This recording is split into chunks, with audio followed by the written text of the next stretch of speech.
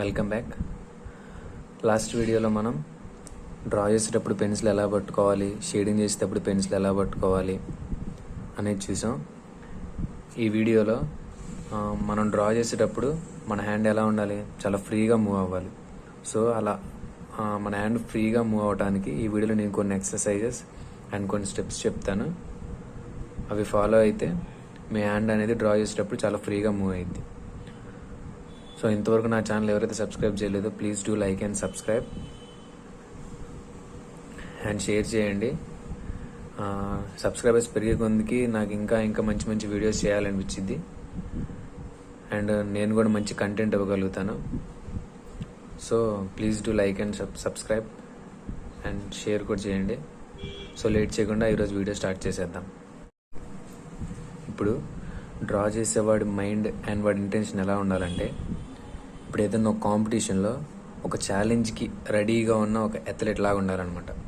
ఇప్పుడు అథ్లెట్ అని ఎందుకు చెప్తున్నానంటే, ఇప్పుడు అథ్లెట్ అనేవాడు ఏం చేస్తాడు, ఇప్పుడు వాడు ఏదైనా ఛాలెంజ్ని ఫేస్ చేసే ముందు వాడి లోపల ఉన్న టెన్షన్స్ అన్నిటినీ రిలీఫ్ చేసుకొని మైండ్లో ఏం లేకుండా కూల్గా ఉండి వాడి బాడీని రిలీఫ్ చేసుకుంటాడు. అలా చేసుకోవడం వల్ల ఏమైందంటే వాడి ఛాలెంజ్ మీద కాన్సన్ట్రేట్ చేయగలడు. సో ఇప్పుడు డ్రాయింగ్కి వచ్చేసరికి కూడా అంతే. డ్రాయింగ్ వచ్చేసరికి మన మైండ్లో ఏమేమి ఆలోచిస్తూ ఉంటే మన హ్యాండ్ అనేది ఫ్రీగా మూవ్ చేయలేం అండ్ మన డ్రాయింగ్ కూడా నీట్గా అంత ఎఫెక్టివ్గా రాదు. సో ఇప్పుడు మన మైండ్ ఎలా ఉండాలంటే ఒక అథ్లెట్ లాగా ఉండాలన్నమాట. సో మనం కూడా ఇప్పుడు మన దేంతో ఛాలెంజ్ చేయబోతున్నాం, ఈ పేపర్తో ఛాలెంజ్ చేయబోతున్నాం. ఈ పేపర్తో ఛాలెంజ్ చేసేటప్పుడు మన మైండ్ మన ఇంటెన్షన్ కూడా అలాగే ఉండాలి.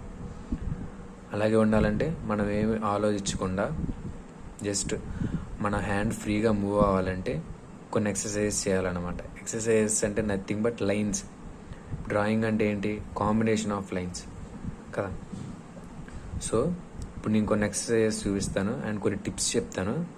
మీరు ప్రతి ఒక్కళ్ళు ఏదైనా డ్రాయింగ్ స్టార్ట్ చేసే ముందు ప్రతిసారి ఈ టిప్స్ అంటే ఎక్సర్సైజెస్ అనేది మీరు జస్ట్ స్టార్టింగ్లో ఒక 5-10 మినిట్స్ చేస్తే తర్వాత మీరు ఏ డ్రాయింగ్ చేసినా ఆ డ్రాయింగ్ అనేది ఏమైందంటే చాలా నీట్గా వచ్చింది అండ్ మీరు హ్యాండ్ కూడా చాలా ఫ్రీగా మూవ్ చేయగలుగుతారు. సో మీరు డ్రా చేసింది మీకు బాగా ఎఫెక్టివ్గా అనిపించింది. సో ఆ ఎక్సర్సైజెస్ ఏంటి, ఆ టిప్స్ అనేది ఏంటి ఇప్పుడు చూద్దాం. సో ఇప్పుడు మనం ఏ డ్రాయింగ్ చూసుకున్నా కానీ దాంట్లో ముందు మనం మెయిన్గా చూసే షేప్స్ ఏంటి, మ్యాక్సిమం సర్కిల్ షేప్స్ వస్తాం. సో ఇప్పుడు మనం ముందు సర్కిల్స్ డ్రా చేద్దాం.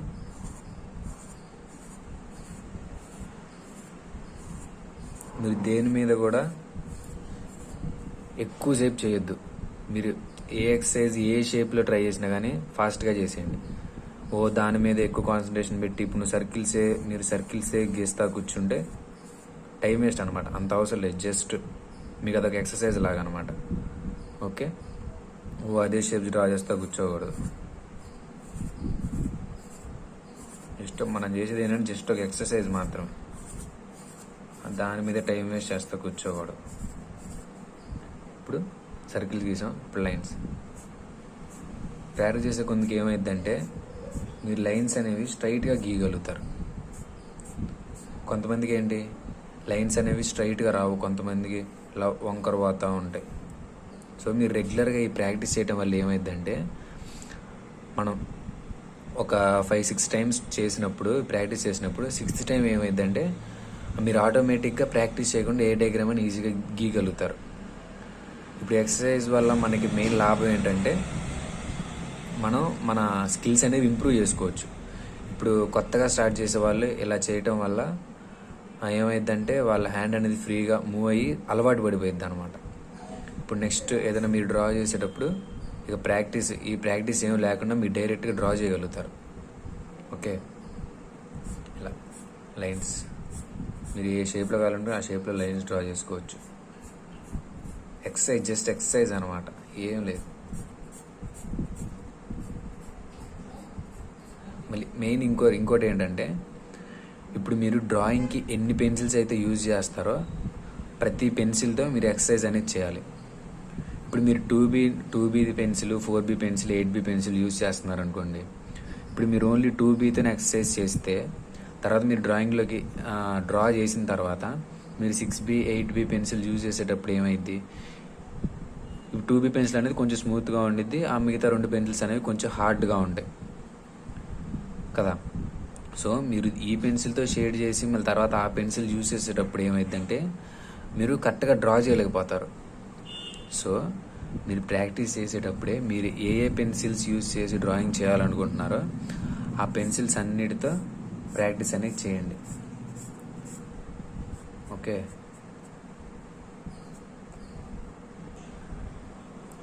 ఇప్పుడు మనం ఇక్కడ సర్కిల్స్ గీసాం, వర్టికల్ లైన్స్ గీసాం, హారిజంటల్ లైన్స్ గీసాం. Horizontal lines, combination of horizontal lines and vertical lines గీసాం. ఇంకా జిగ్జాగ్ లైన్స్. జిగ్జాగ్ లైన్స్ అంటే ఇలా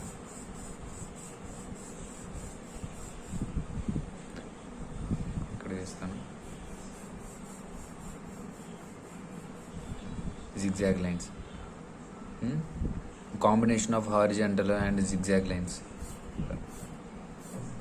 ఏం లేదు, మీరు ఎలా కావాలనుకుంటే అలా జస్ట్ మీ హ్యాండ్ ఫ్రీగా మూవ్ అవుతుంది అని మీకు అనిపించేంత వరకు జస్ట్ ఒక 5 minutes కానీ లేకపోతే అంతకంటే ఎక్కువ ఒక 10 minutes కానీ మీ హ్యాండ్ ఫ్రీగా మూవ్ అవుతుంది, నేను ఇప్పుడు డ్రా చేయగలను, నేను అనుకున్న బొమ్మ ఇప్పుడు నేను డ్రా చేయగలను అని మీకు అనిపించేంత వరకు మీరు ఎక్సర్సైజ్ అనేది చేయాలన్నమాట. ఈ ఎక్సర్సైజ్ని మనం ఏమంటామంటే లూజనింగ్ అప్ ఎక్సర్సైజ్ అని అంటాం. మనం అదే కదా చేస్తుంది. మనం హ్యాండ్ లూజ్గా అండ్ ఫ్రీగా మూవ్ అవడానికి ఎక్సర్సైజెస్ అనేది చేస్తున్నాం కాబట్టి దీన్ని మనం లూజనింగ్ అప్ ఎక్సర్సైజ్ అని అంటాం. ఓకేనా. మీకు ఎగ్జాంపుల్గా నేను ఇంకో కొన్ని లైన్స్ డ్రా చేసి చూపిస్తాను. ఇలా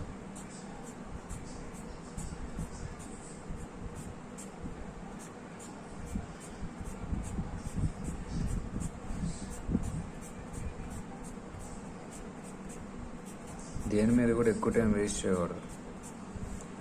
అలా డ్రా చేసుకుంటూ వెళ్ళిపోండి స్పీడ్గా. మీరు ఎంత స్పీడ్ డ్రా చేయగలిగితే అంత స్పీడ్ డ్రా చేసుకుంటూ వెళ్ళిపోండి. జస్ట్ ఎక్సర్సైజ్ మాత్రమే. ఓకేనా. ఇలా నెక్స్ట్ సర్కిల్స్ గీసాం కదా, ఇప్పుడు ఏం చేద్దామంటే వేవ్స్ లాగా అలా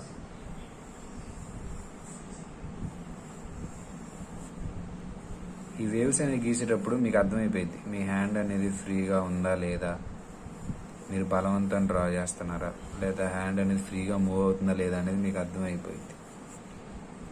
ఇంకోటి, మీరు మీ పెన్సిల్ పట్టుకొని ఫస్ట్ బలంగా పెట్టి ఉండే కొందికి పెన్సిల్ని లైట్గా అలా తీసుకెళ్ళండి. ఇక్కడ మీరు ఏం అబ్జర్వ్ చేస్తారంటే మీరు స్టార్ట్ చేసినప్పుడు డార్క్ కాబట్టి మీరు ఎండ్కి వచ్చేసరికి పెన్సిల్ అనేది స్మూత్గా రావాలి అండ్ ఎక్కువ డార్క్ ఉండకూడదు. అలా మీరు ఒక 2-3 times చేయగలిగితే ఓకేనా. అలా మీరు ఒక 2-3 times చేయగలిగితే మీ హ్యాండ్ అనేది ఫ్రీ అయిపోద్ది అనమాట. ఇప్పుడు ఒక లైన్ డ్రా చేసి చూపిస్తాను నేను. అలా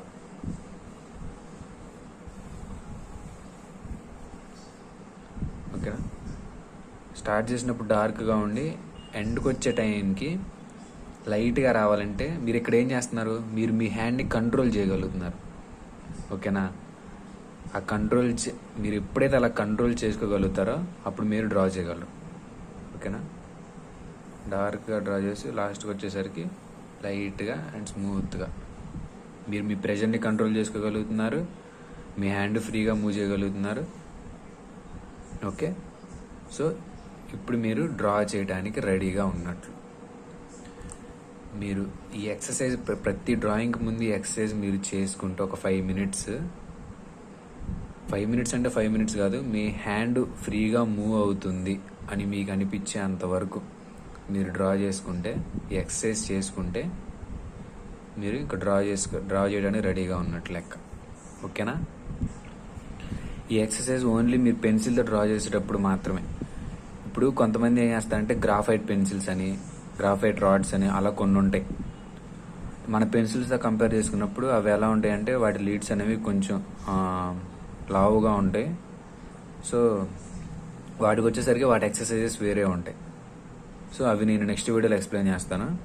బట్ పెన్సిల్తో డ్రా చేసేటప్పుడు మాత్రం మీరు ఎక్సర్సైజెస్ అన్నీ చేసుకుంటే మీరు ఈజీగా డ్రా చేయగలుగుతారు. ఓకే. అండ్ ఇంకోటి ఫైనల్గా ఏం చేస్తారంటే ఒక 4 బాక్సెస్ అనేవి డ్రా చేసుకోండి. 4 లేదా 5 డ్రా చేసిన తర్వాత ఫస్ట్ బాక్స్లో మీరు ఎంత డార్క్గా డ్రా చేయగలిగితే అంత డార్క్గా డ్రా చేసుకోండి. ఓకే. ఇది జస్ట్ మీ హ్యాండ్ని మీరు కంట్రోల్ చేసుకుంటున్నారా లేదా అని మీకు తెలియడానికి డ్రా చేసిన తర్వాత నెక్స్ట్ బాక్స్లో దాంతో కంపేర్ చేసుకున్నప్పుడు కొంచెం లైట్గా డ్రా చేయండి. అంటే మీ అంతటి మీకు తెలియాలి డిఫరెన్సెస్. ఫస్ట్ దాంట్లో డ్రా చేసిన దానికి సెకండ్ దాంట్లో డ్రా చేసిన దానికి అలా థర్డ్కి వచ్చేసరికి ఇంకా కొంచెం లైట్గా డ్రా చేయడానికి ట్రై చేయండి. ఓకే. అలా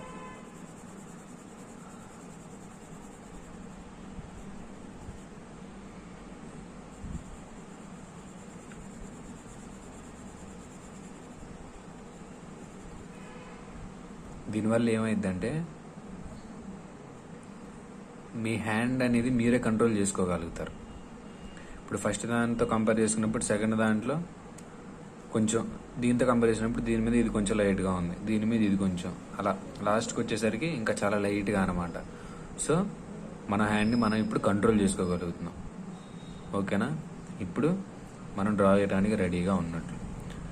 ఈ ఎక్సర్సైజ్ చేసుకున్న తర్వాత మనకి తర్వాత చేసే డ్రాయింగ్స్ అన్ని చాలా ఈజీగా డ్రా చేయగలుగుతాం. సో ఈ ఎక్సర్సైజ్ ఎవరికంటే మెయిన్గా ఇప్పుడు కొత్తగా డ్రాయింగ్ స్టార్ట్ చేసే వాళ్ళకి అనమాట. ఇప్పుడు ఆల్రెడీ డ్రాయింగ్లో ఇంట్రెస్ట్ ఉన్న వాళ్ళు, డ్రాయింగ్ చేసేవాళ్ళు, అలవాటు ఉన్న వాళ్ళు వల్ల ఏంటంటే ఎక్సర్సైజెస్ లేకుండా డైరెక్ట్ డ్రా చేయగలుగుతారు. కానీ ఇప్పుడు డ్రాయింగ్ స్టార్ట్ చేసే వాళ్ళకి, నేర్చుకుందాం అనుకునే వాళ్ళకి వాళ్ళు ఎక్సర్సైజ్ అనేది చేస్తే తర్వాత వాళ్ళు డ్రాయింగ్ స్టార్ట్ చేసినప్పుడు వాళ్ళు చాలా ఈజీగా డ్రా చేయగలుగుతారు. ఓకేనా? ఓకే, ప్రాక్టీస్ అయిపోయింది. ఇంకా నెక్స్ట్ వీడియో నుంచి మనం ఒక్కొక్క చిన్న చిన్న పార్ట్స్ నుంచి స్టార్ట్ చేసుకుంటూ వెళ్దాం. ఒకేసారి ఫేసెస్ డ్రా చేసేయకుండా, ఇప్పుడు ఒకేసారి ఫేసెస్ అంటే ఎవరు డ్రా చేయలేరు.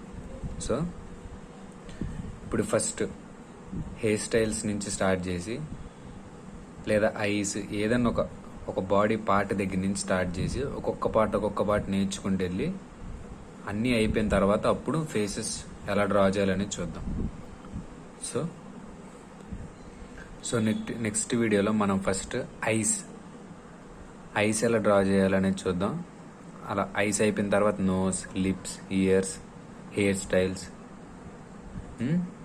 ఇలా హ్యాండ్స్, లెగ్స్, ఇలా ఒక్కొక్కటి నేర్చుకుంటూ వెళ్దాం. సో నా నెక్స్ట్ వీడియో మీకు అప్డేట్ కావాలి అనుకుంటే నా ఛానల్ సబ్స్క్రైబ్ చేసుకోండి అండ్ లైక్ చేయండి అండ్ ప్లీజ్ షేర్ చేయండి. సబ్స్క్రైబర్స్ పెరుగుతూ ఉంటే నాకు ఇంట్రెస్ట్ వచ్చింది మంచి మంచి వీడియోస్ చేయాలి, ఇంకా బాగా చేయాలని. దీనివల్ల మీరు కూడా ఎక్కువ నేర్చుకోగలుగుతారు అండ్ తొందరగా నేర్చుకోగలుగుతారు. సో నెక్స్ట్ వీడియోలో ఫేసెస్ ఈజీగా డ్రా చేయడానికి ఒక యాప్ చెప్తాను. ఆ యాప్ మీరు ఇన్స్టాల్ చేసుకుంటే ఆ యాప్ని యూజ్ చేసి మీరు ఎవరి ఫేస్ అయినా, ఏ సెలబ్రిటీ ఫేస్ అయినా, మీ ఫేస్ అయినా, ఎవరి ఫేస్ అయినా మీరు చాలా ఈజీగా డ్రా చేయగలుగుతారు. ఓకేనా? సో నా నెక్స్ట్ అప్డేట్ కోసం ఛానల్ సబ్స్క్రైబ్ చేసుకోండి. Please do like, share. Thank you for watching.